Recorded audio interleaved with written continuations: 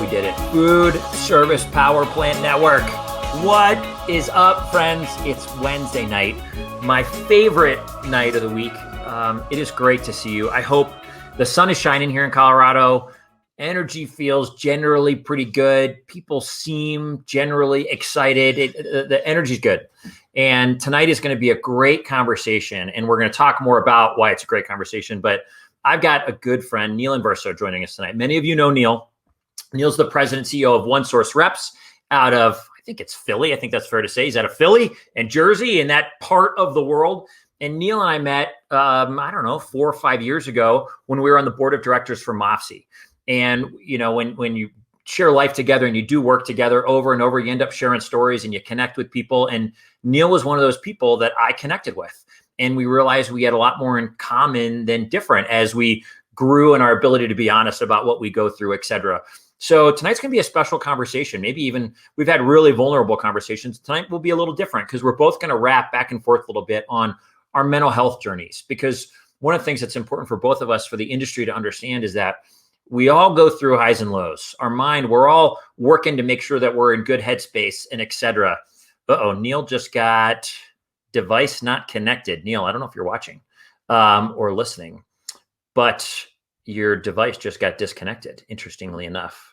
If I can't bring Neil on right now. Okay, so, one of the things that's important for both of us, and really a main mission of this Food Service Power Plant Network, is to let people know that we all go through stuff that very similar to, if I were to sprain my ankle, right, and I'm going to go see a doctor about it, I've got physical challenges or my back hurts or my neck hurts or whatever, that the same is true of our minds sometimes. And just like we take care of our bodies, if we want them to be healthy and fit and et cetera, we do the same things for our minds. And we all have these ups and downs.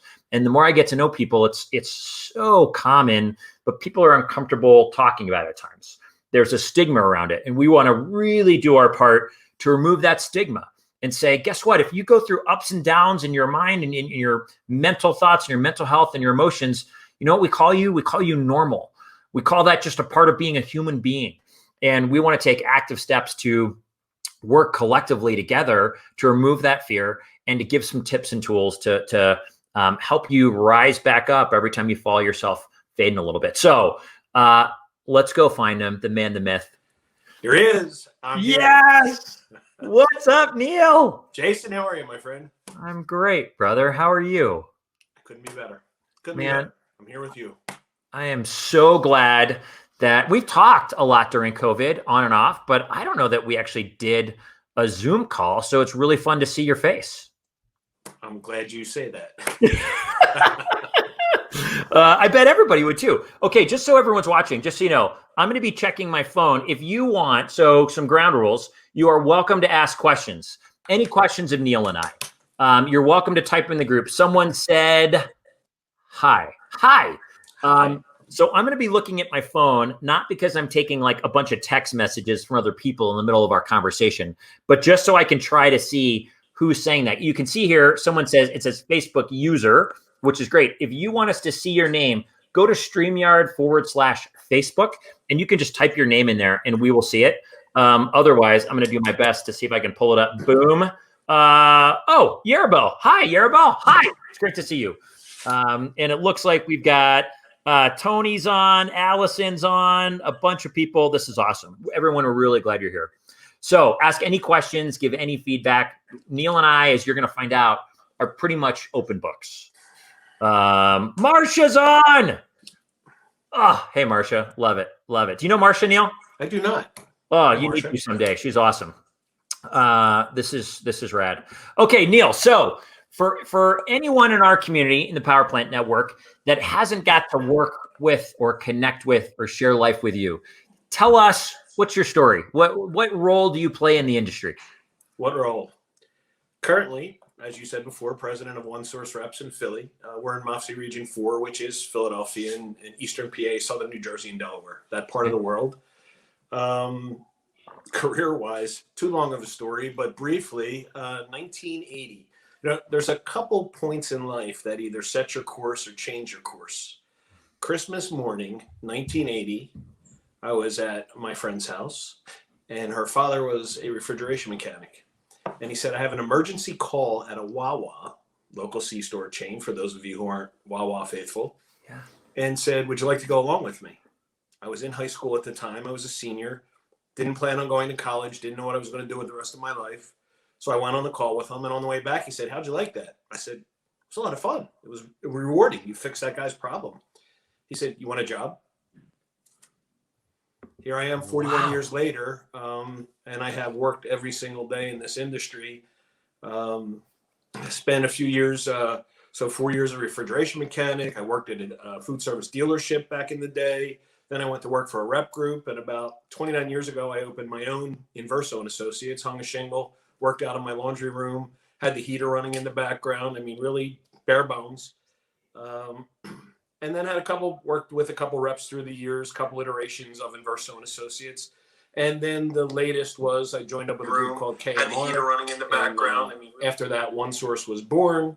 Okay. And as of January 2019, bought them out and now sole proprietor of OneSource. Wow. What a cool story. It's been quite a road.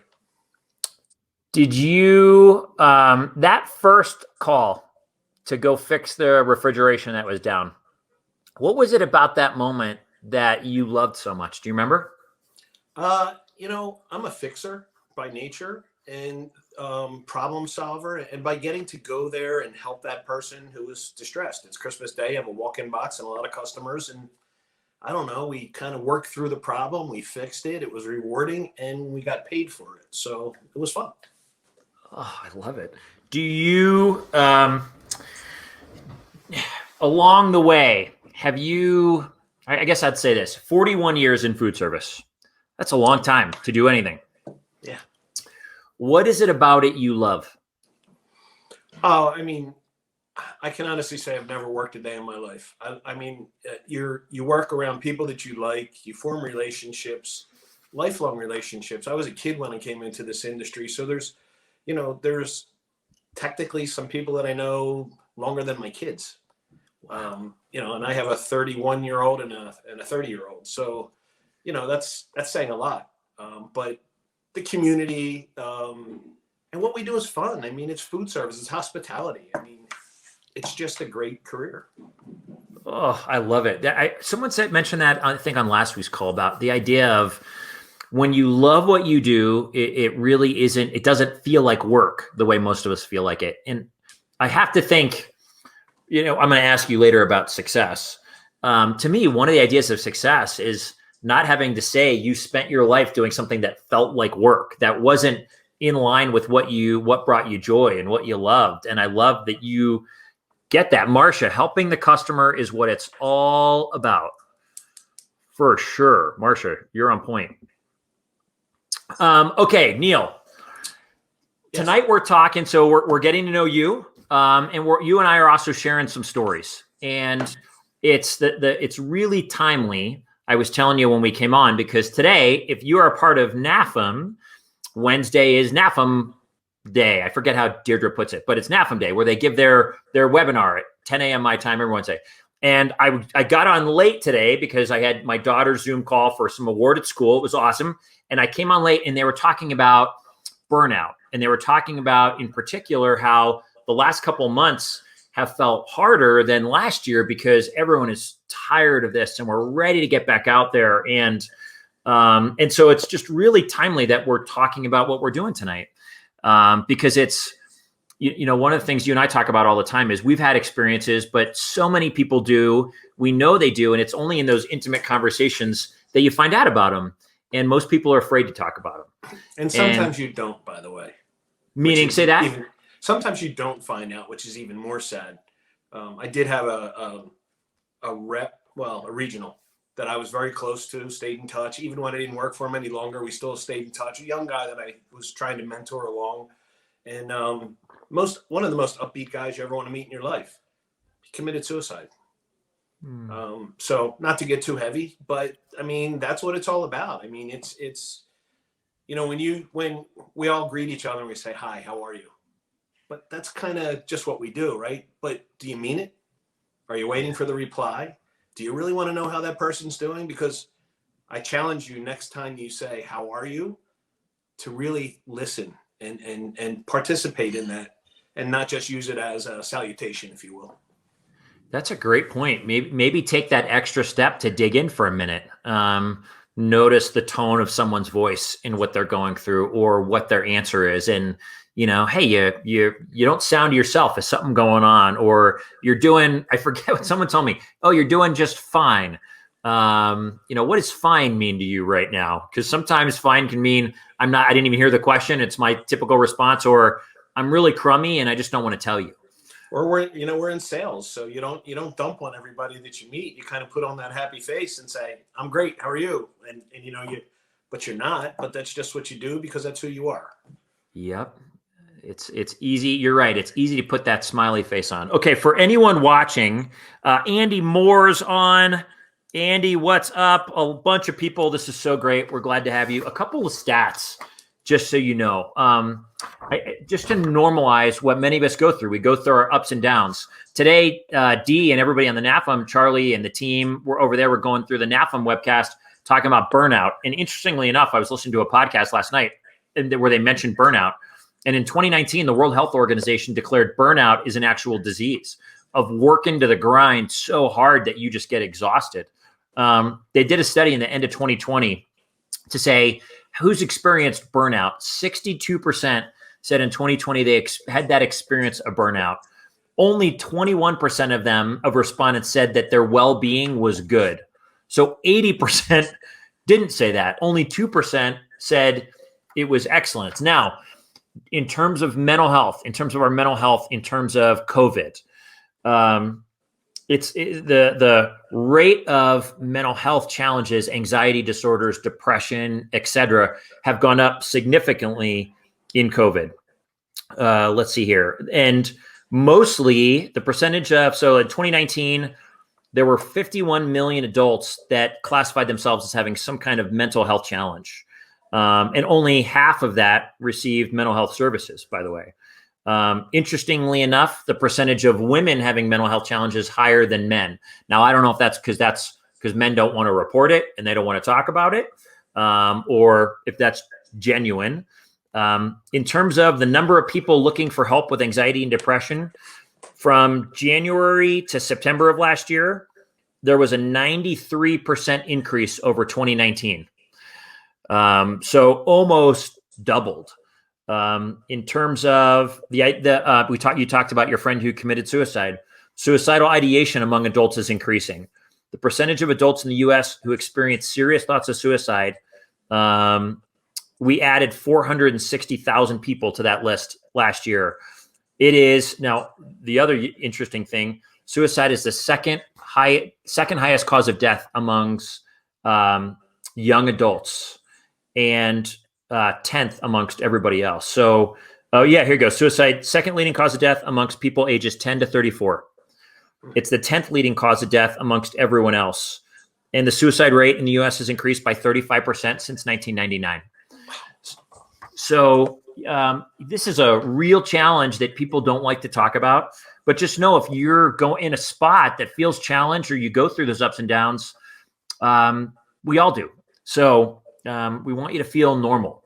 And that, I don't know about you, Neil, but back in the day, and I'll share some of my story later, but this idea of mental illness, it felt like such a stigma to me because it felt like something that would be forever.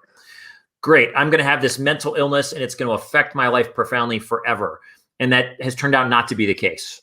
That there are great ways that I've been able to manage it and learn how to cope with it so that it really doesn't even feel like it's a part of my daily life on a daily basis. Things can come back, I can sink, but I don't know if that's been your experience as well. Well, I have to tell you, back in 2008, when I really struggled with depression, I couldn't understand it. I didn't even know what it was, more or less talk about it. I mean, I knew people who know me know I'm always happy, joking around. That's the kind of person I've always been my whole life. I try and laugh every day. But when depression struck, I was sad and my heavy and felt like crying and I didn't know what it was. And I knew that I was sad. And I said to myself, what's wrong with you? Laugh, get out of this. That's not you. You're not weak. Couldn't do it. I just couldn't do it. Fortunately, I sought professional help. For me, I think it was a chemical imbalance. I really do, because I got medicated for close to 2 years, kind of turned the switch back on again, and started feeling good again. Got some professional help and talked my way through it. It was difficult, but I found some light. I started to slip back a few times. I could really feel that feeling coming on again. And actually, it was my faith, actually, that a very good friend of mine found me at a restaurant one night, and he was with clients. And he said, hey, what are you doing here? I said, I just dropped something off to a customer. And he said, why don't you stick around? I'm almost done with my clients. We'll sit at the bar, have a drink. So he asked me how I was doing, and I literally teared up and started crying. And I said, Chuck, I feel like I'm sinking back into it again, and I don't know what it is, and I don't know how to feel better. And he said to me, yeah, I feel that way sometimes, but I went to mass this morning and I felt great afterwards. By the way, I was Jewish at the time. So he said to me, well, why don't you come to mass sometime? And I said, can I come next time you go? He said, let's go tomorrow. I walked in the door. I found out where I needed to be. And that has been my maintenance ever since. That's what kept me out of it. That's what lifts me up. That's what I live every day by. And I learned a lot of things through it. Another quick story. I don't want to keep going on about faith, but it's been the key for me to keeping me healthy. We were learning about the rosary. I didn't know how to say the rosary because I was Jewish. So I said to my mother, my father was Catholic. I said, did Dad have any rosaries left because he passed away? And she said, yeah, I have one left. I'll give it to you. She came to my house and gave it to me. It was in a pill vial. And it was for the same drug that I was taking for depression, called Celexa. And inside was the rosary from my dad. And I had no idea that my father struggled with depression. And I couldn't understand how I could have it. And here, my own father had it, and I never even knew. So, wow. It was quite a moving experience, and something that's kind of kept me faithful, if you will, all these years. And that's my maintenance. Keep me out of it and keep me upbeat. Wow, Neil. That Allison says, amazing story. Allison, no kidding. How about that? The things we learn about family or people who've gone through things that, again, for whatever reason, maybe no one intentionally kept that from you, but it's not something people like overwhelmingly go out of their way to talk about, right? Hey, guess what? Your dad struggled with thoughts. My dad didn't tell me either. So, and that kind of leads us into our story, right? How we had that moment back in San Diego in 2018. Ben Nempton was speaking. Here's his book.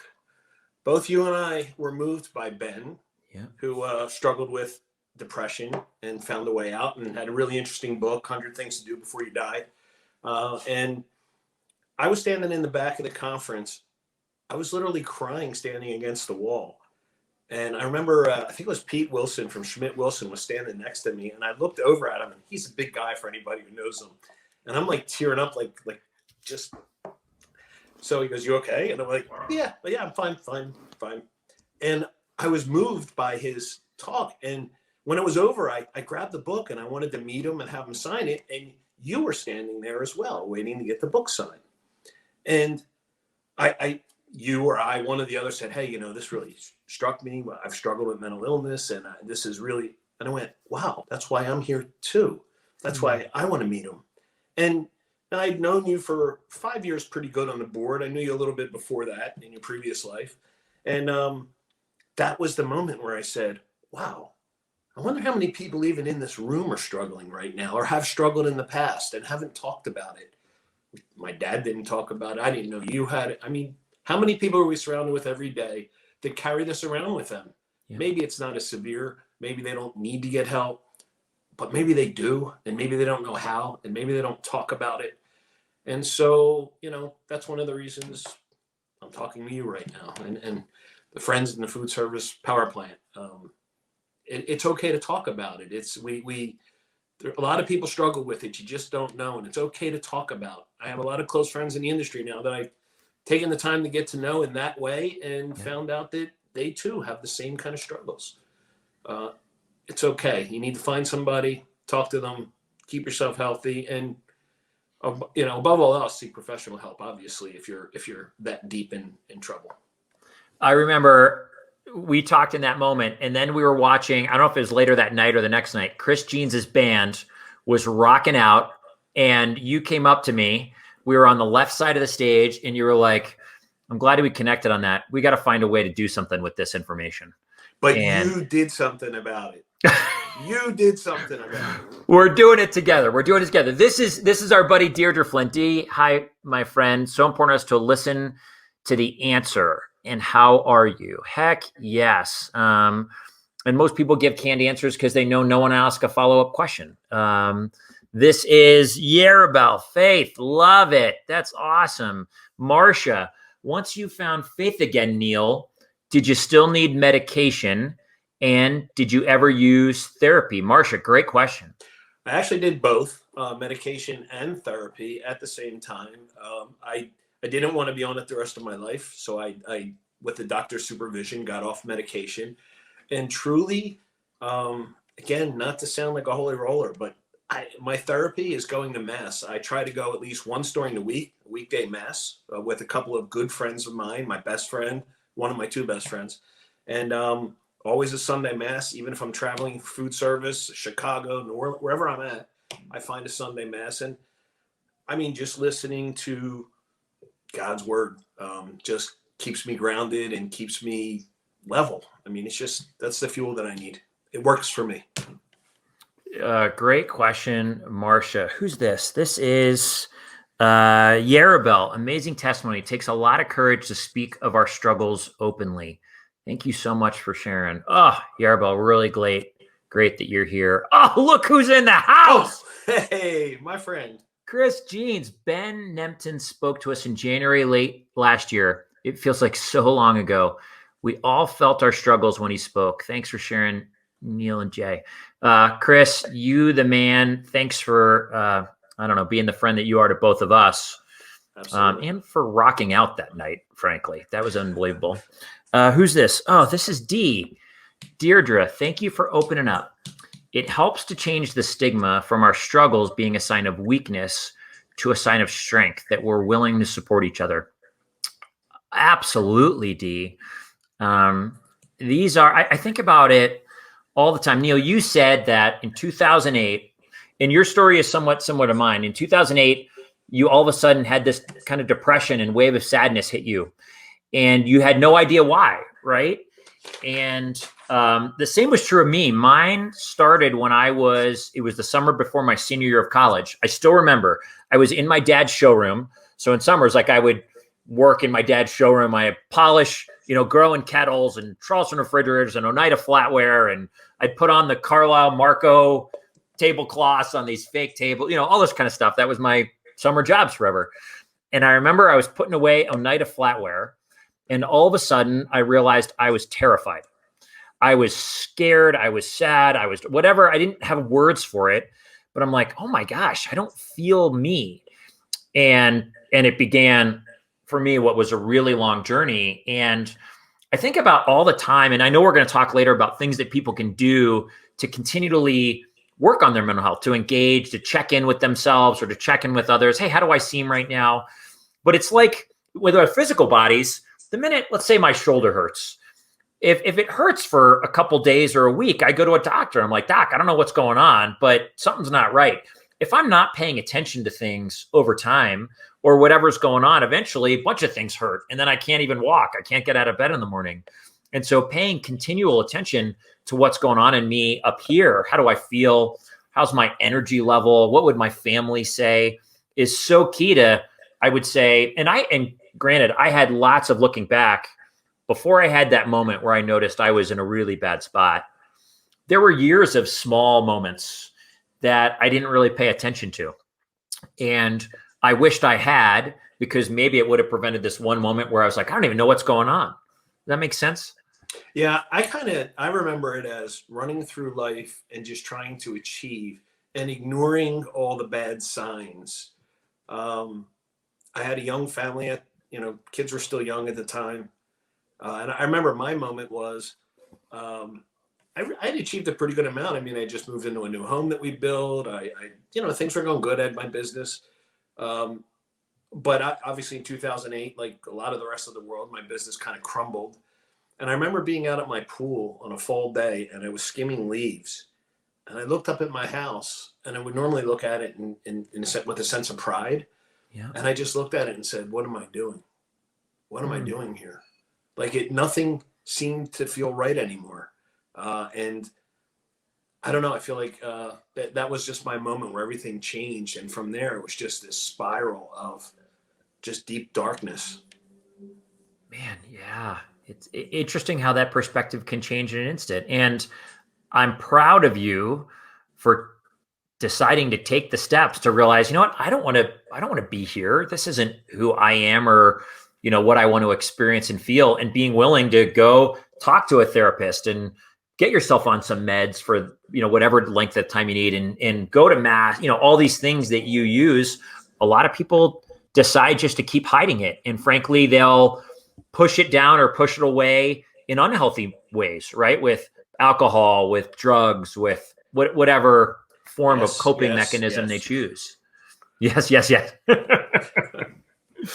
That's the running as fast as you can and just ignoring all the other things, not really taking care of yourself. Yeah, it is hard to have these conversations. And a couple of times I've kind of sat here and looked at the monitor and I went, oh, that's me on there. It is difficult to talk about these things openly, but I think for everybody that knows me, who's got any kind of conversation with me, that's who I am. And I'm an open book. I'm not ashamed of my past. It is what it is. I've had some great successes. I've had some failures. The toughest part of life for me back in the Depression days was realizing that failure is okay, that great men do fail, great women do fail. It's getting up, it's starting over. What kind of fortitude do you have to do that? God never gives you more than you can bear, all those cliches. But I just, hope it helps other people to know that I almost lost my house twice in my career. Today, I have everything back, all the happiness in the world, a new grandchild. Life is great. So you can go from wanting to jump in that pool to having everything you dreamed of, because tomorrow's a new day. None of that happened back in 2008 matters anymore. My credit score is good. It's all gone. It's gone. And so every day you wake up, realize that you can start over today and figure out what it is you want to be and who you want to be. You and I talked about that just yesterday, and plot that course and be the new you. Wake up every day, give thanks for being here. Thanks for a new opportunity, and start moving towards your goals. Heck yes. Neil's preaching. I love it. Yeah. Okay. So here's a question for you. Is there, in the times where you find, looking back in the last, 13 years since you had your first down moment, are there circumstances that oftentimes you're a little bit more vulnerable to getting in a tough place because the circumstances are right? No, I wish I knew what triggered it. For me, I truly believe I get a chemical imbalance, whether it's not working out enough or not having enough me time, seclusion. I did feel myself getting a little sad sometimes during COVID.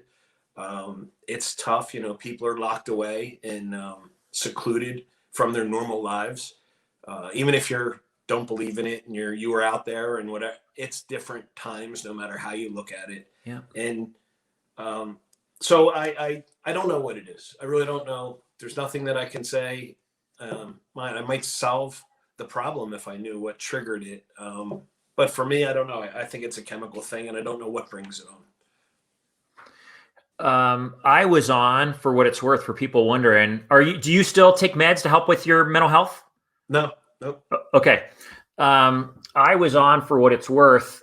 Let's see. My down moment happened when I was 21, when I realized something's not right. And, again, we when I told my story before, one of the things it's important to me that people realize is that my journey is just mine, that all our journeys are different, and what the length of time that I struggled severely with some stuff doesn't need to be what the length of time that anyone else needs to. My battle went from 21 to essentially 30 or 31.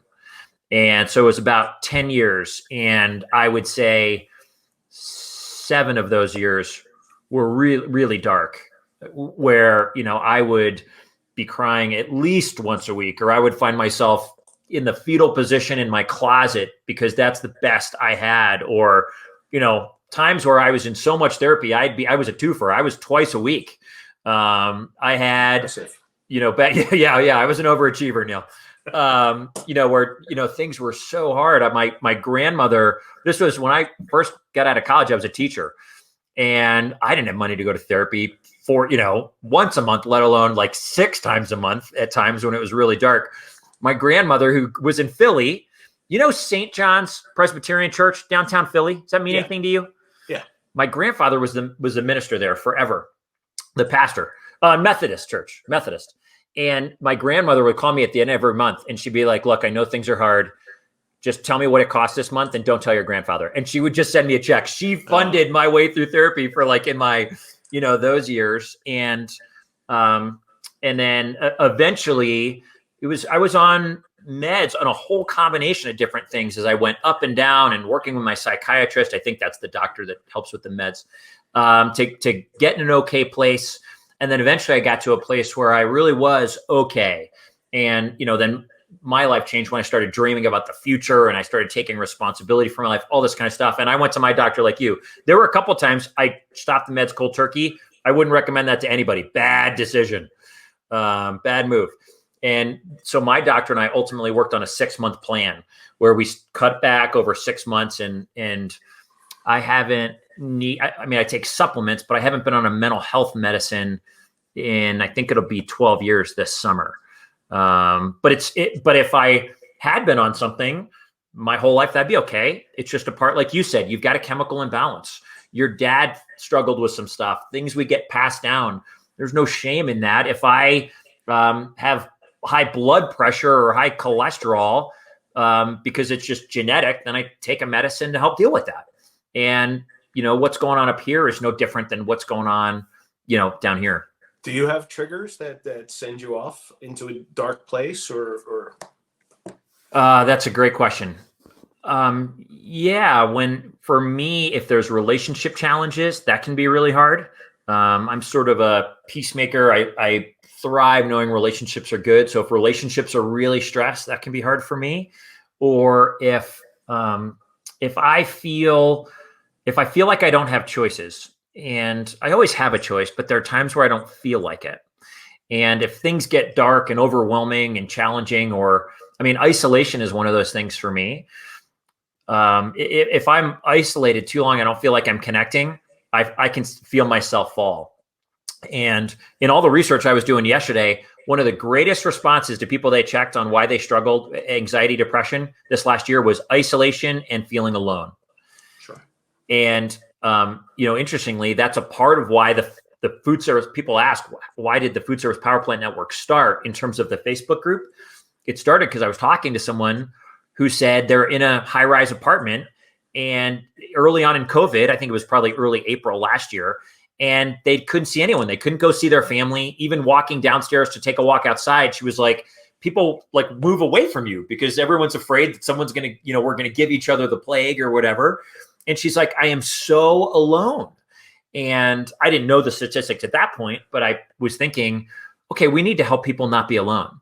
Give them a place to, I'm used to seeing you at a board meeting or at a show or at a conference or wherever, and those aren't happening. So how do I still connect with Neil, and how do I still connect with Chris and Dee and Marcia and everybody and Allison, even when we're not in person? So I think that aloneness is a big part. Yeah, we had that best friend of mine that I was speaking of earlier. We have a men's prayer group that, since I converted and found my faith, I joined. And it's just a group of, there's probably 60 guys that belong to it. And it's a place where men can just share and pray and really talk in a vulnerable way about things that are in their lives, good or bad. Yep. And all of a sudden that was taken away. We can't see each other at church. We can't see each other at someone's house. So I started a Zoom meeting for us, and we would get together monthly on a Zoom call and share that way. So yeah, I can see how you would do that. Heck yeah. Okay, so talk about, there's a whole bunch of things that we can do. Well, let me talk about this too. You and I met. There's tons of steps that we can all take to keep our heads in a good space, to keep our hearts in a good space, to feel like we're engaged, energy level, etc. And it's a part of what I'm working on. You and I were talking yesterday about putting it all in like a video course or a book in terms of those power plant steps, becoming a power plant. And we were talking about the power of contribution yesterday. We were talking about the power of the people you surround yourself with. Talk about, why did you join? We met on the MAFSI board, which is a place that you go to serve. It's all volunteer positions for all of us who, I'm not a rep anymore, but for when we were reps, all reps, you all volunteer. Allison, and there's a team of people who that's their job, but everyone else volunteers, Chris, etc. Why did you choose to join the MAFSI board? It's that sense of serving again. I mean, when I came into the industry as a kid, I was the youngest guy around, and everybody else was a whole lot older than me. And I used to look up to these guys who were my seniors and say, wow, if I could stick around long enough, I might be able to change things. I might be able to be somebody. And so I waited around for 40 years till, people started to retire and check out. And I was always involved in MAFSI though. From the time I became a rep, I thought, if I'm going to be in this industry, I need to show that I'm professional. I need to learn how to be more professional. I'm joining MAFSI. And I always did things on a local level. I could never afford to fly to the conferences and to really spend that extra time. But I always said that, someday, God willing, if I'm able, I will get more involved on a national level. Quick funny sidebar, your old partner, Bobby Moshe, actually gave me an award at a MAFSI conference that I didn't attend. And he was so angry with me. And to this day, he jokes about it. But I couldn't in the early days. And then I joined. And then I was around people. And I was around people like you and others that were serving. And then I said, hey, you know what? Let me see if maybe I can get on the board and then the executive committee. And then I joined the executive committee and started going to these board meetings. I was like, oh my God, yes, I'm able to change this industry. The people in this room do some incredible work. They're brilliant minds. They're so devoted and passionate about what they do. And we all make a difference together. That room, everybody talks about the Chris Jeans of the world. I met a Joe Ferry there, Kevin Eaton there, Allison, who I knew all those years, but really never knew. I mean, she just steers that ship for us, and we couldn't ask for any better. Yeah. So why did I do it? To give back. But quite honestly, it's given me more than I can ever give it. It keeps me ahead of the trends. I hear what people are thinking about doing. It gives me an opportunity to act on trends, to be as professional as I can be. So you give a little, you get a lot back. I love it. But by the way, I talked to Bobby Moshe this morning, and he said, in his opinion, the reason that MAFSI is still relevant in Philly, that there's anyone who even, that you and Tony Mazur were, in his opinion, the two people who decided to keep things going and keep bringing people together when they probably otherwise wouldn't have. And you guys were committed to, bringing competition together. Listen, we can share some ideas. We can have a drink. We don't have to be always going at it with one another. And he credited you and Tony for the success of MAFSI in your region. And it was a great way to, and I'm flattered that my name comes up in the same sentence as Tony Mazur, because he was just an icon. He's a legend in this industry, but I'm not anywhere near that. I've always believed in being friends with my competitors. I don't want them hating me. I don't want them shooting for me. I want to be there. We're all in this together. We're all going to try and go out and compete against each other, but we don't have to hate each other. We don't have to do anything underhanded, and we can help each other. I called an old competitor today just to see how he was doing. He's a friend. They're friends. Oh, I love it. Chris says chrome wheeled, fuel injected, and And stepping out over the line. What's that from? Born Around Springsteen. We sung it at the conference, so I got to sing with Chris's band. So, oh, Chris, touche. That was really well played. Fulfill a childhood dream, getting on stage with a band behind me and singing. Oh, I love it. It's going to take a lot for me to find a way to do that, but that's incredible. Chris, bringing back so many members from last January. That's awesome. You know what I was going to ask you a question. What are you doing to make sure others are doing okay with everything going on? I mean, you said that you've made a point of reaching out to people and calling people that yet maybe haven't connected with in a while just to check in, just to make sure that they're doing okay. Well, I mean, and earlier we talked about how I've been in the industry since 1980. So I've known a lot of these people since I was literally a kid, and a lot of them have retired. And so it came from the prayer group. A guy said to me, we should call some of the members that we haven't heard from in a long time, and just to make sure they're not struggling with COVID. And I did, but then I thought, there's so many guys that retired and women that retired from our industry, whether willingly or not.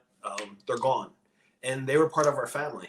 And so I kind of made it a point, like, driving into work in the mornings, who haven't I spoken to in a long time? I'm calling them. And, they get surprised when you call them, but they're happy, and they connect, and they start asking about what's going on in the industry.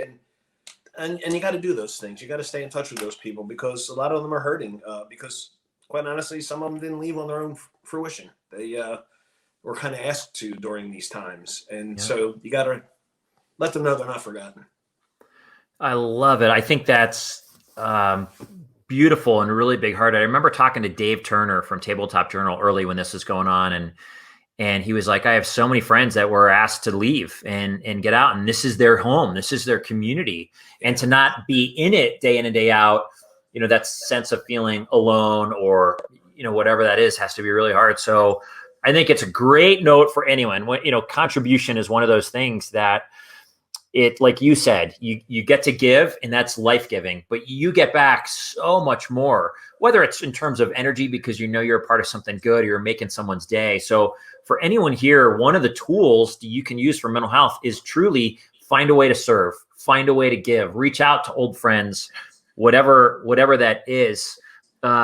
Chris, this is Chef Chris Filari, who was with Sodexo, and he had some changes in the middle of COVID. And thanks for sharing this open, honest discussion. Chris, really glad that you're with us. And I challenge anybody who's on this call right now, or may watch this recording because they're totally bored later. Call somebody that you know. Call somebody. It doesn't even have to be in the work arena, but there's a lot of people in our industry that are gone. Pick up the phone and call somebody tomorrow and say, hey, how are you? How you been? I think it's awesome. I love it. And you're right. You will find that your amount of joy increases when you start calling people and you make that a mission. I think one a day on your way into work is a great idea. Can you imagine if everyone on this call just started doing that, passing that along, the amount of calls that would happen. And then if potentially you're like, hey, you call someone, hey, if you think about it and you've got some friends who you haven't talked to in a while, just call them and just check in, see how they're doing. That could be radical. That'd be awesome. Yeah, we need to do these things. The world needs to come together and care about each other. There's a lot of division. In terms of things, you talked a little bit about things you do. I want to make sure we give people resources that we use or resources that exist, just generally speaking. One of the things, and I forgot to put the link in. So there's Eric McPherson. Do you know Eric? Yes. Eric told me, of course you do. Yeah, he did a lot of stuff on the board. Oh, there you go. You're a client. Client and a friend. There you go. Okay, awesome. I'm just a friend.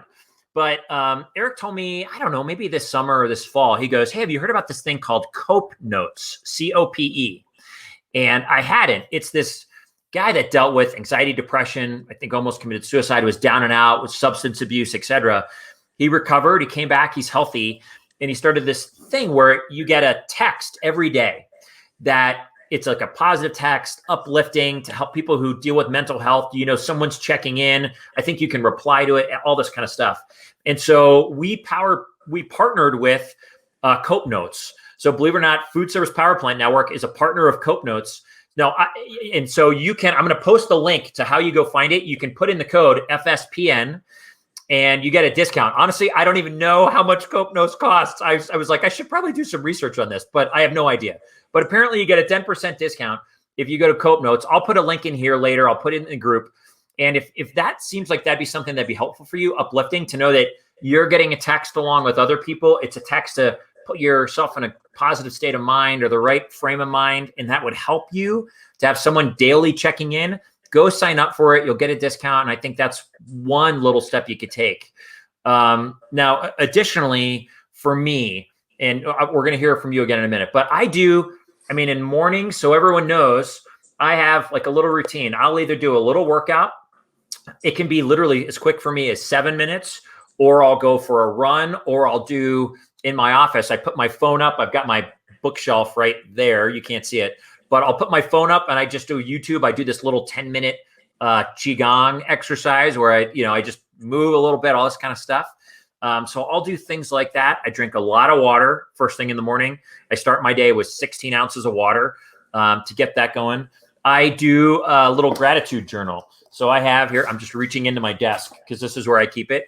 I have a little gratitude journal that I'll just do 5 quick things, as simple as the slippers on my feet. I'm grateful for the people that put in these wood floors. I'm grateful for that light and Thomas Edison for helping create that. I mean, it can be very bare bones. It doesn't have to be super deep and way spiritual. It's simple stuff because it puts me in that right frame of mind to start looking for things to be grateful for all day. I also I have here my laminated, it's an FSPN version, but just affirmations. And I have different areas of life. So I've got personal life, career, finances, health, relationships. And I'll go through these just positive affirmations to put myself in that right frame of mind. So for career, incredible opportunities are everywhere today. Boom. Personal, I can overcome any challenge that comes my way. And the more I say these things to myself, and I say them virtually every morning, the more I really start to believe it. And it gets in my subconscious. You know what? I can overcome any challenge. The more I tell myself that, the more I believe it. So those are a few, and then certainly connecting with people. I thrive on knowing I'm connected to people, whether it's my old college friends or the neighbors next door or you or clients who have become friends, whatever that is. And so there's a lot of connecting that way too. Those are some things that I personally do too. I tell people all the time, all these little things I've built over time that I do, these nuances, everything is done to prevent me from going back to where I was. That part of my life was I could get emotional, was so hard. There was a time, for those who don't know, where I made a noose. I made it it was a year after my wife and I were married, and I was home alone, and I'd just gotten asked to leave my work because they were afraid I was going to hurt myself. I made a noose. I called my wife to say, I don't know what I'm going to do with this, but here's what I just did. And within 10 minutes, I had friends show up. She called them. They took everything out of the house, all the pills, all the stuff I could hurt myself with. My one buddy, Big Paul, came, walked me around a lake for a while. And, it was brutal. And people ask me and certainly it's a part of my story to turn me into someone who focuses on being positive. It's very intentional. I don't think I would be this way if I hadn't gone through that. And people say, well, was it worth it? Would you do it again? God, no, I wouldn't do it again. It was so terrible. But I can also find a way to be grateful for it now on the other end, because I know a lot of the things I was doing or thinking, thinking, all this kind of stuff along the way to put me in that really low spot. I didn't have any of these habits, any of these skills that I use now. I didn't have any of that in my life. I got up when I started a day. So those are some of the things that I do. Well, I wish I could be as interesting and motivational, but I'm a little more laxed when it comes to my own self-help. I do the simple things like when I need to turn off work. I've been self-employed forever, so it's hard for me to disconnect from working. Yeah. But one of the ways is I go into my garage, my man cave, and I build things out of wood. COVID was great. I built a squirrel bench. I built a birdhouse. I just built a planter for a tree. So woodworking, it's an escape. It just has me. Yes, Allison. Allison. Yeah, your story is just so powerful. I don't even know how I could just skip over it and not acknowledge that. No, I have heard it before, and it's such a scary. You think about it. You're probably like I am. You're so scared that you would ever get there again. Like it's frightening when you think about it. And whenever I start to feel down, I'm like, no, like it throws me. Like I'm like, not again, because I know I can't control it. So, but those self-help things. I wash my car. I'm a fanatic about washing my car. Pre-COVID, I like to go to the gym all the time. You can tell. And I surround myself with people who lift me up. I've done that my whole life. And I can't tell you how important that's been to me because that guy who walked me into the church that fateful day was a neighbor that I was always friends with, but I always admired him. You know, I thought he was a little crazy, but I admired the hell out of him because he was so like tough on faith. Like it just guided his whole life. And I'm like, wow, that guy's great. I don't know how he does it. I don't know why he does it. And the other was, I'll say the guy's name because they're my two best friends. So it was Chuck Ormsby, who's best friend. There's only one other man that I say that about in this world. That's John Pruccio, which a lot of people know. They are people that always lifted me up, believed in me, made me feel good about me, and people that I wanted to emulate in life. And so that's been a key for me. I surround myself with people that are positive, that lift me up, that I want to be like, or that are like me. And that's a huge help. I love that you said that. It is a huge, I would say the most significant piece of my journey and reason for health is like you, the people that I surrounded myself with. I wouldn't be alive if I didn't have people who kept believing in me, even in year 9 of the depression, when everyone could have given up. People kept coming over, teaching me to fight. And to your point, so anyone who goes through this, one of the great questions to ask yourself when you're struggling is, what are the other voices in my life speaking into me? Are they voices that cause me to doubt my capabilities? Are they voices that say, gosh, you're never going to get over this? Are they voices that say, oh, like, just figure it out. Just toughen up. Whatever those voices are, you want voices in people. Neil's got his two. I've got a few, my old college roommates and people in my neighborhood, and certainly some family members who speak life into me. And I intentionally choose people that I know are going to put me in a position of helping me see the world through optimistic eyes or positive lenses, or who will speak to me in ways that are really life-giving. So huge step. Chris, love it, man. We keep sharing because we're not afraid of it anymore.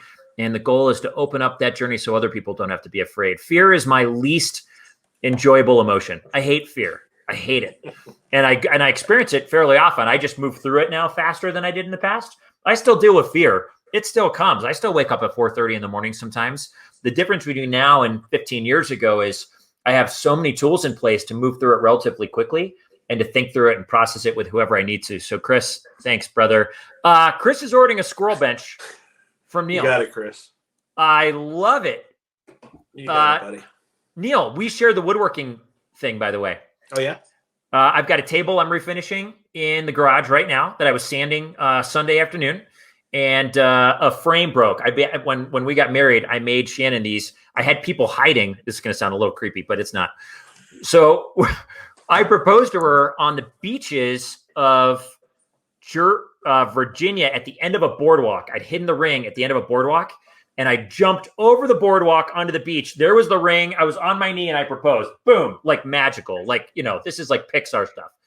And I had my sister hiding, taking pictures of the whole thing, and I didn't tell Shannon. So when we got married, I made these cherry frames and put all the different pictures, 4 pictures of the different stages, and they're still up on our wall. So anyway, we share the woodworking thing. I love it. We'll share pictures sometimes. I can't wait. Marcia, thank you both for being brave enough to share your experiences and stories.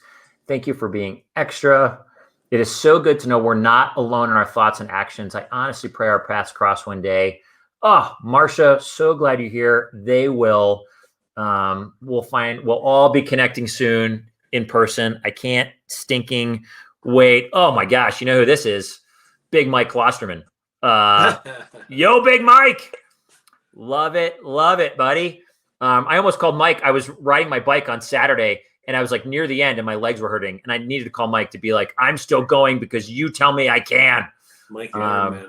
Marsha, would love to be your persons. I love positivity, love sharing in abundance, would love to share. Oh, Marsha, you are so great. I have a feeling you are one of those people for many, that there's a lot of people in your world. If they were to list their 5 people who affect them most positively, that you're on that list. And I love the way you do it in this community for so many people who, you know, we haven't even met, but you're one of those people. Certainly when I see your comments, I'm lifted up. I love it. Okay. There's other things just so people know. If you've got someone struggling, if you're struggling in a particularly tough place, you can always call 911. Just so you know, foundationally, just call, say, you know what, I'm not doing well. I don't know why. Just need some help, and someone will come help you. Certainly, always call safe people. When I was in that darkest moment, I called Shannon, and she called some other people, and then there was just this whole army of people around me helping me figure out how to get through it, and we could, and all this kind of stuff. Whether it was helping us financially, I didn't work for a while, so helping us financially, all these, you know, emotionally, mentally, spiritually, all these things. You've got those people.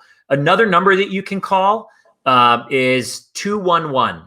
And I learned this from our buddy Dave Turner. 211 is if you've got someone who you think is in danger or something's not right, relationship challenges, if there's domestic abuse or if there's substance abuse or they're struggling, you can call 211 and ask people to go do a check. You can ask 211. I think it connects to cops. I don't know who, but they'll go do a check on someone, just so you know. So that's another thing you can do. There's tons of online resources, by the way, betterhelp.com. I just looked up, you know, mental health resources. There are hundreds of resources there. And then certainly the other thing that both Neil and I have utilized are therapists. I talked about it in a previous talk about your archaeologist, someone who helps you go back, figure out where you're at in your past and maybe release some of those things that might be holding you back. So I've got both Shannon and I have therapists that we use.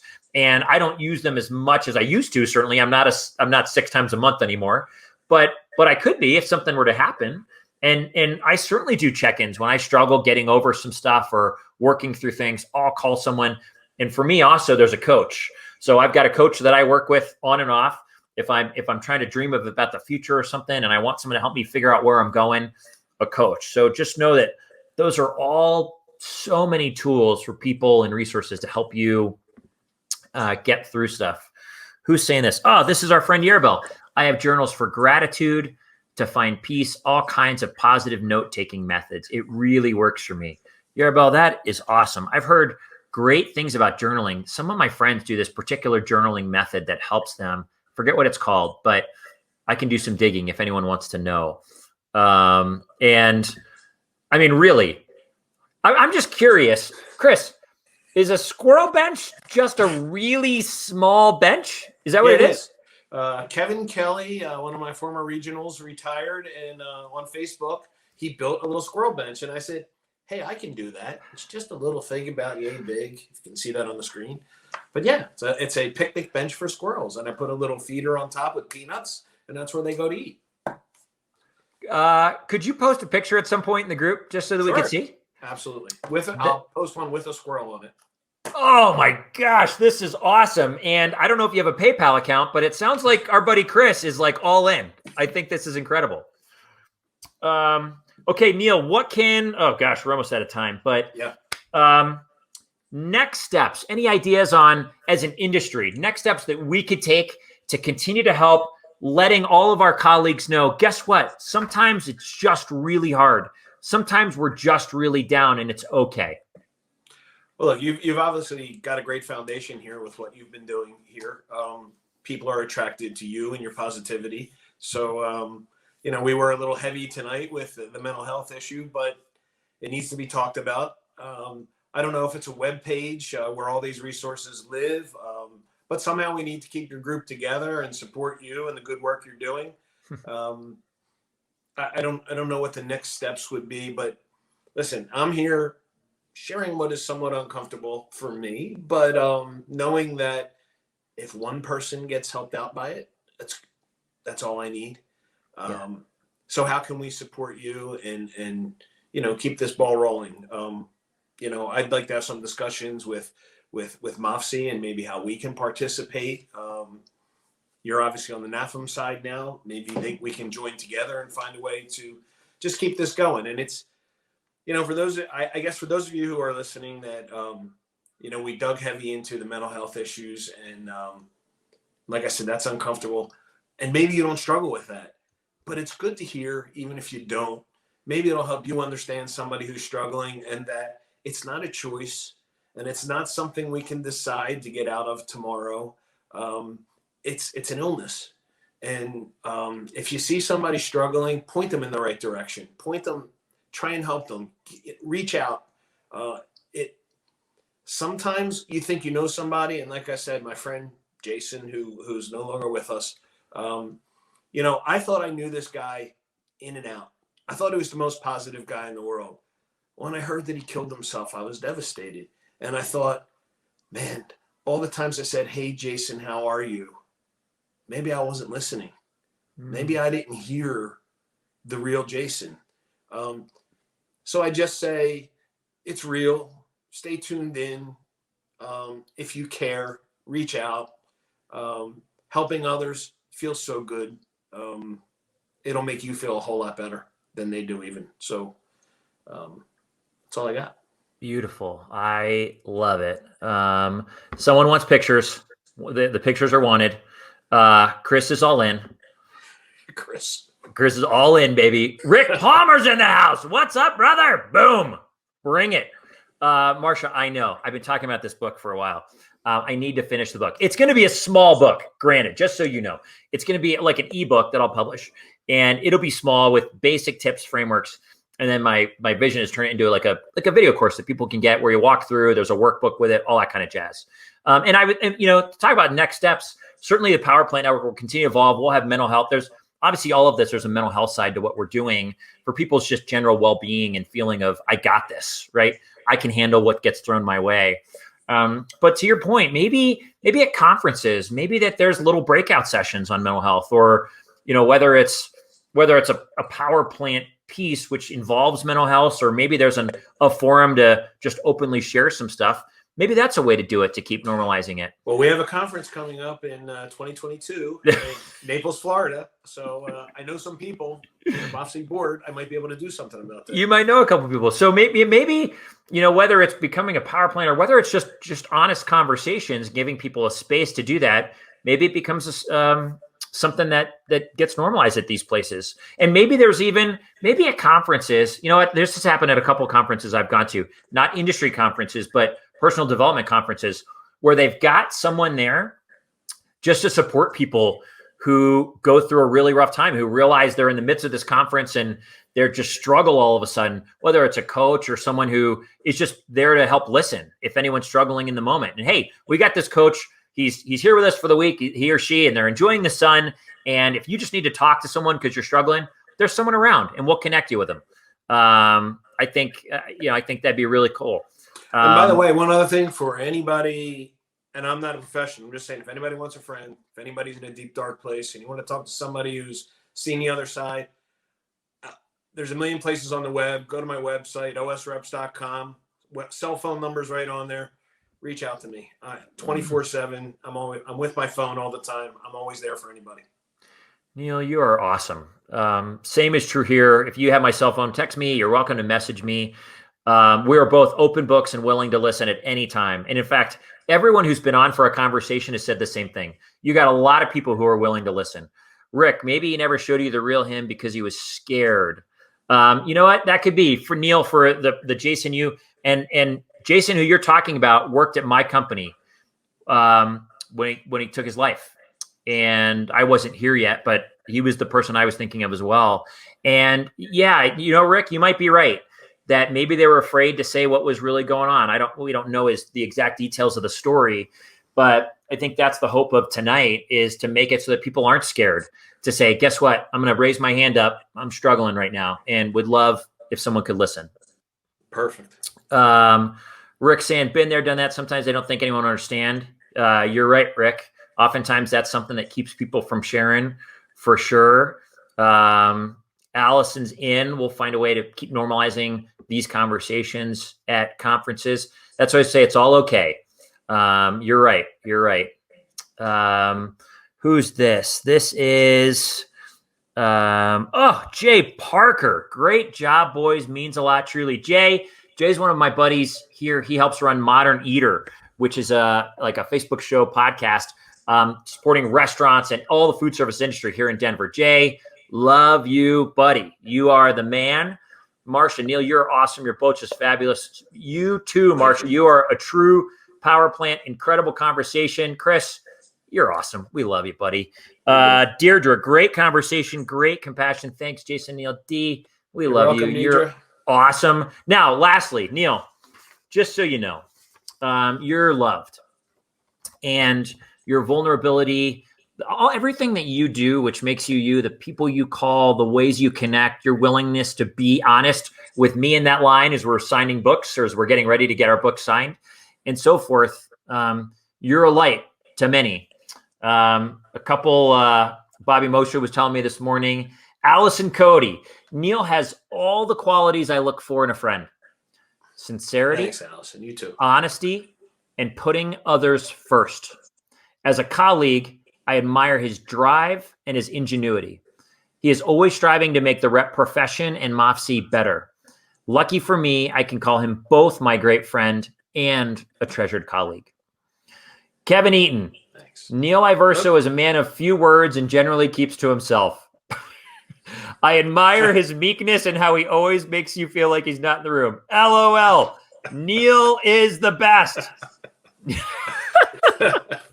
Neil is a great friend, and I've truly enjoyed getting to know him and his lovely wife through MAFSI and all the factory visits through shared lines.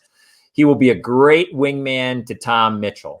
Thanks, I buddy. especially loved it when he came to visit us in Florida last year. See the picture I took of him while enjoying his visit. Let me see if I can pull this up. Hold on here. Not again. Let's see if I can share I think I had it teed up. Oh, no, this is the only, let's see. Oh, hold on here. Application window. This might not work. Oh, man, it's not working. I've never done it, but I was trying. He sent me this awesome picture. I'll post it. Grim Reaper. The Grim Reaper. Is there a story? Yeah, because every time we got on, we had a lot of executive calls during when COVID started and throughout. And every time we got on, I would talk about how bad it was in the Northeast. And Kevin would say, well, everything's fine down here. And so he started calling me the Grim Reaper. And so he posted a picture of me as the Grim Reaper. Oh, gosh, that's funny. Neil. Because they don't have COVID in Florida. Oh, gosh. Lucky. Incredible. Kevin nailed it. Love it. Neil, listen, thank you. I'll echo Allison and Kevin. I was so glad that I got to learn from you when I was on the rep side and listen. And I'm exponentially more glad that we got to become friends and share stories and life and heart. And there were some times, I went through a lot during my time on the board. We had a lot of hard times in our family. And you would always reach out, or when I would show up to a board meeting, the first question you asked was, how's Shannon? How's Haley? How's Liam? How are the kids? You guys okay? You always cared. And I'm really grateful to call you a friend.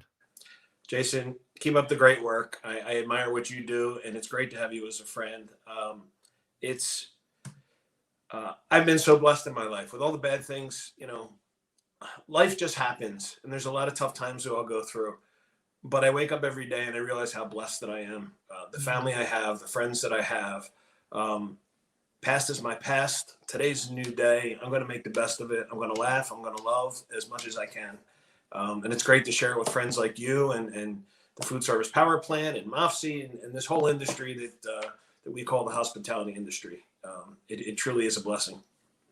I love it, brother. We're grateful for you. If anyone who's watching, thanks for everyone for joining us tonight. Look, you're doing it. You got this. We're over a year and you're still going. Hopefully you're feeling things start to come back in your neck of the world, and you're feeling that energy and you're feeling that buzz, and you're seeing POs increase, or you're seeing people come back in your restaurants more, whatever you're saying. I hope you're seeing that. If you are in a particularly tough time And I can imagine if it's particularly hard right now, that's hard because you're hearing things like energy and buzz and things come back, and you might not be feeling it. And the important thing to know to listening to Neil and I is, of course you're not. It's okay. You've probably got things going on. There's a reason that you're not feeling it or that things are still hard and a whole host of things to check out and talk to people. So just know that you're normal and there's a reason. And that, to Neil's point, and if you listen to Neil's story and my story, you just keep moving. Whatever you're experiencing now, if it's tough, this is not the end of your story. This is not the end of your road, not the end of your journey. If I had taken my life that night, it would have ended poorly. I live in an incredible amount of joy, generally speaking, that I never imagined in a million years. Let's see, 15 years ago when that night happened. Neil too.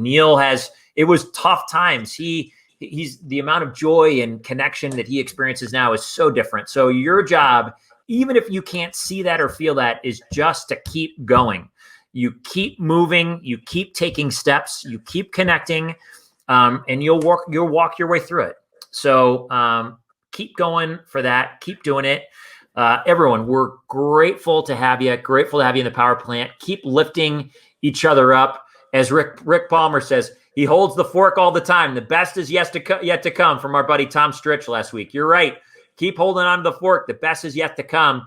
If you haven't seen one of the other things we're doing to keep people light, we've got new merchandise. Boom. I'm a community pilot light. I don't know if that makes sense. Neil's like, the debate is out if whether it makes sense. Does this get what this means? I'm a community pilot light.